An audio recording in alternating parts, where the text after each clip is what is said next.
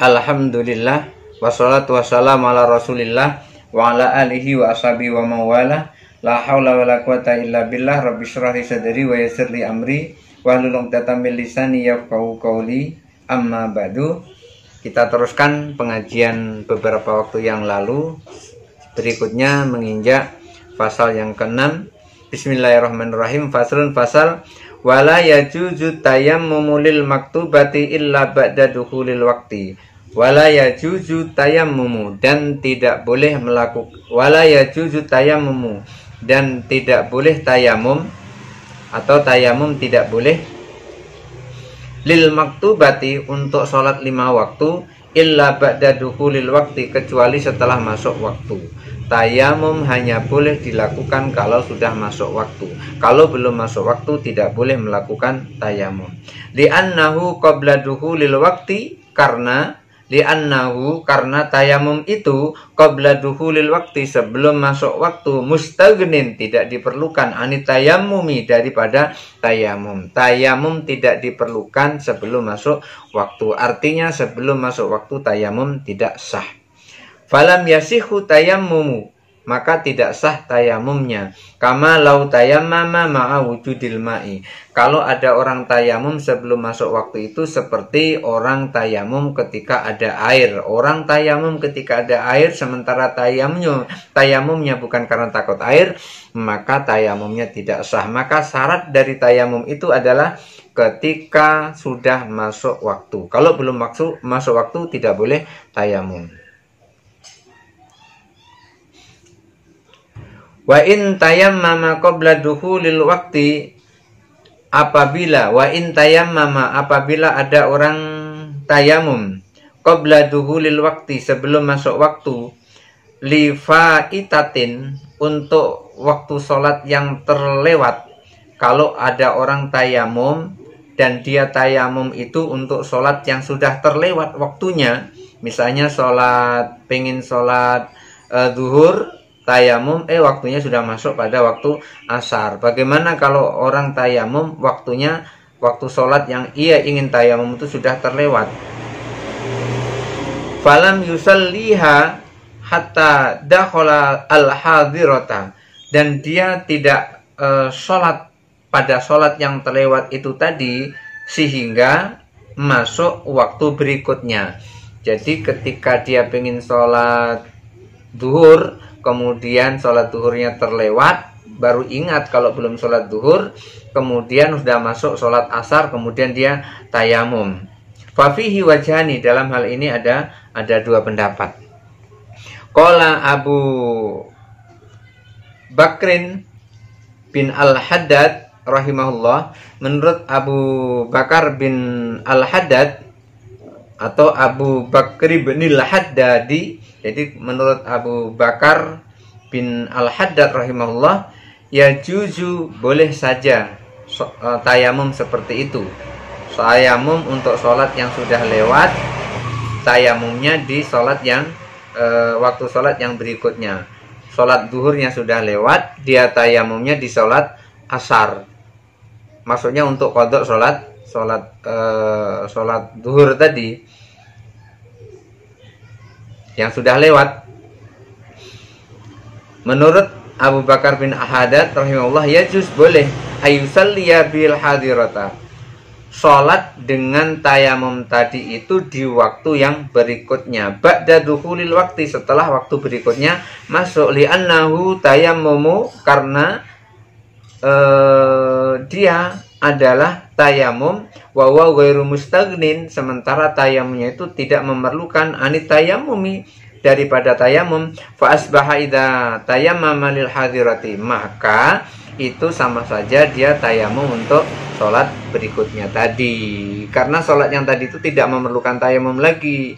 Kenapa? Waktunya sudah lewat, sementara dia tayamum di waktu asar tadi, maka dia itu seperti tayamum untuk sholat asar ba'da dukhulil waqti, setelah masuk waktu. Jadi artinya tidak apa-apa, karena dia sholatnya tadi, sholat zuhurnya tadi dilakukan di sholat asar karena terlewat. Jadi menurut Abu Bakar bin Al-Haddad tayamum yang seperti itu boleh saja, tidak apa-apa. Ya juzu ayusalliya bihi al-hadirah. Jadi boleh sholat dengan tayamum yang dilakukan pada waktu asar tadi. Sholatnya sholat zuhur, tayamumnya di waktu asar karena terlewat. Itu menurut Abu Bakar bin Al-Haddad.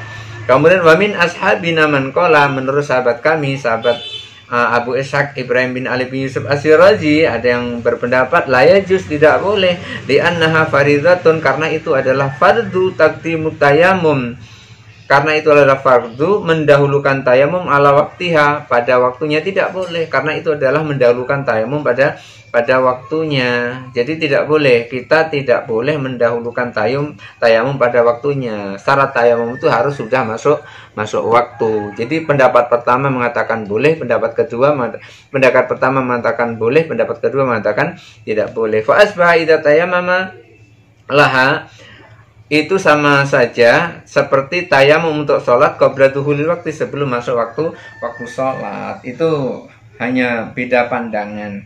Pertama mengatakan boleh karena melakukannya adalah di waktu asar tadi, di waktu yang hadir tadi. Waktunya sudah lewat, tapi melaksanakannya di waktu hadir. Kemudian yang kedua, tidak boleh. Pendapat yang kedua tidak boleh. Kenapa? Karena itu seperti mendahulukan tayamum daripada sholat. Belum masuk waktu sholat. Jadi kalau mau tayamum untuk sholat zuhur yang lewat, ya nunggu datang zuhur lagi. Begitu zuhur nanti sudah datang, baru tayamum sholat zuhur itu. Tayamum untuk sholat zuhur, kemudian tayamum untuk qadha zuhur. Sementara yang tadi itu terlewat, mungkin karena tertidur, maka dia pendapat pertama mengatakan boleh. Karena apa? Dilakukan di waktu hadir, dilakukan di waktu asar. Sholat zuhurnya dilakukan di waktu asar karena terlewat, mungkin terlewatnya karena tertidur. Begitu dia terbangun sudah asar, maka boleh tayamum di waktu hadir itu atau di waktu asar itu. Pendapat kedua tidak boleh karena itu di luar waktu zuhur. Karena di luar waktu zuhur, maka seperti ia mendahulukan tayamum daripada masuk waktunya. Untuk itu maka tidak boleh. Berikutnya pasal ke-7, faslun, fasal wala yajuzu tayammumu ba'da dukhulil waqti illa li adami lil ma'i aw lil khaifi min istimalihi.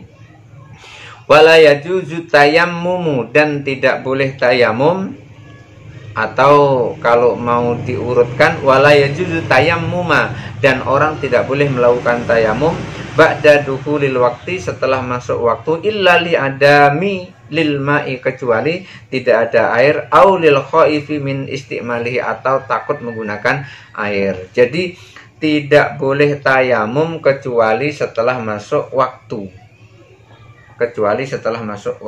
Kalaupun sudah masuk waktu, itu boleh tayamum karena tidak ada air atau karena takut terhadap air. Orang yang takut terhadap air, tayamumnya harus sudah masuk waktu sholat. Orang yang tidak ada air harus tayamumnya masuk waktu sholat. Hanya bedanya, kalau orang yang tidak ada air, syaratnya tayamum, dia harus mencari air dulu, berusaha cari air dulu. Tapi kalau untuk orang yang takut air, tidak perlu mencari air. Tayamum karena takut air, tidak perlu mencari air. Tapi kalau orang yang tayamum karena tidak ada air, wajib mencari air tadi. Karena apa? Dikatakan falam tajidu ma'an, kemudian tidak mendapati air. Dinamakan tidak mendapati air itu kalau sudah mencari. Bagaimana mungkin mau dibilang mendapati air kalau belum mencari? Wa amal wajidu fala yajuzu lahu tayamum. Fa amal wajidu, adapun orang yang mendapati air, fa amal wajidu, adapun orang yang mendapati air, fala yajuzu lahu tayamum, maka tidak boleh ia tayamum. Kalau orang mendapati air, tidak boleh ia tayamum. Liqaulihi sallallahu alaihi wasallam, berdasarkan firman Allah Subhanahu wa taala, bukan. Liqaulihi sallallahu alaihi wasallam, berdasarkan sabda Nabi sallallahu alaihi wasallam, as-sa'idu tayyibu wudu'ul muslimi. As-sa'idu tayyibu, debu yang bersih itu, wudu'ul muslimi, adalah wudunya orang muslim. Jadi tayamum itu disebut oleh Rasulullah sebagai wudunya orang muslim malam yajid al-ma'a, selama tidak ada air. Jadi tayamum itu adalah sebagai pengganti wudu untuk orang muslim selama tidak ada air. Hadis ini diriwayatkan oleh Imam Bukhari, diriwayatkan oleh Imam At-Tirmidzi dan juga Imam An-Nasai dan juga Imam Ahmad di dalam musnadnya. Jadi as-sa'idu tayyibu wudu'ul muslimi, debu yang suci, debu yang bersih itu adalah wudunya orang muslim. Liman lam yajid al-ma'a, kecuali untuk orang yang tidak mendapati air. Kalau tidak ada air, maka debu suci itulah alat wudunya. Dengan cara apa? Tayamum. Wa in wajadal ma'a, ketika seseorang mendapati air, wa huwa muhtajun ilaihi, tetapi air itu diperlukan oleh orang itu, lil atashi, jaga-jaga kalau haus. Jadi walaupun ada air, ketika air itu dipergunakan untuk minum, itu sama dengan tidak ada air. Karena apa? Karena air itu digunakan untuk minum. Kalau air itu digunakan untuk wudhu, dia kehausan, itu nggak boleh yang seperti itu. Karena menjaga nyawa itu hukumnya lebih wajib daripada sholat. Menjaga nyawa ini lebih wajib daripada sholat. Sholat wajib, menjaga nyawa lebih wajib lagi. Makanya kalau ia mendapati air, ia punya air, tapi air itu hanya diperlukan untuk minum, fawa kal adimi, orang yang seperti itu disamakan seperti orang yang tidak ada air. Ini ada air 1 botol, tapi air 1 botol itu untuk minum.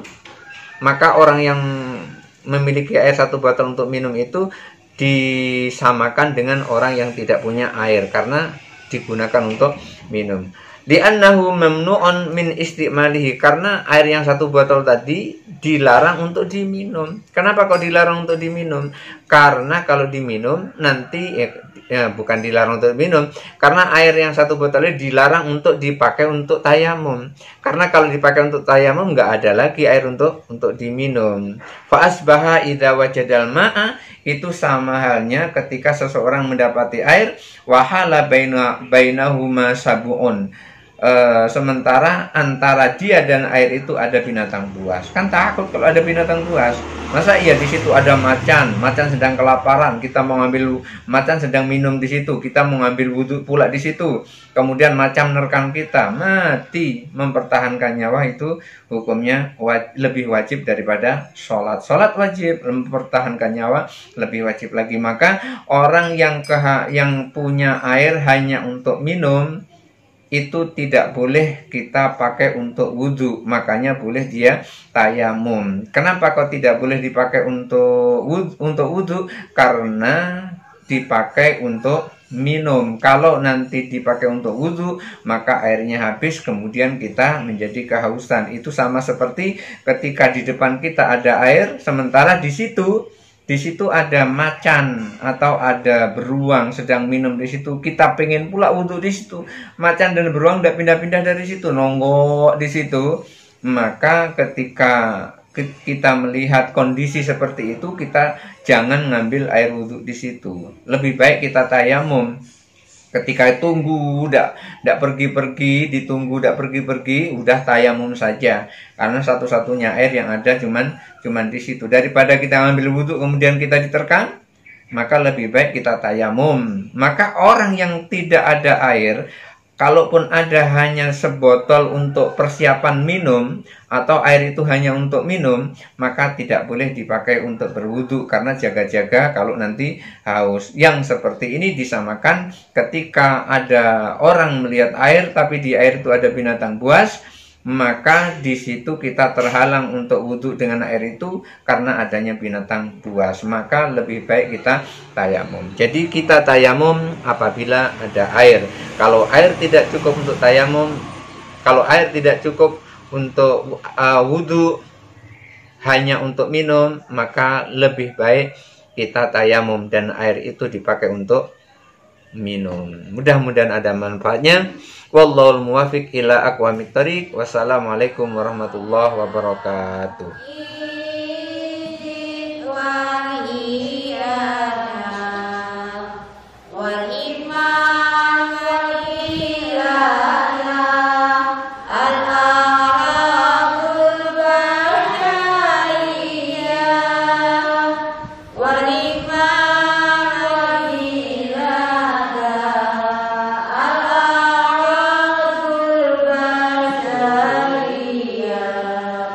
Assalamualaikum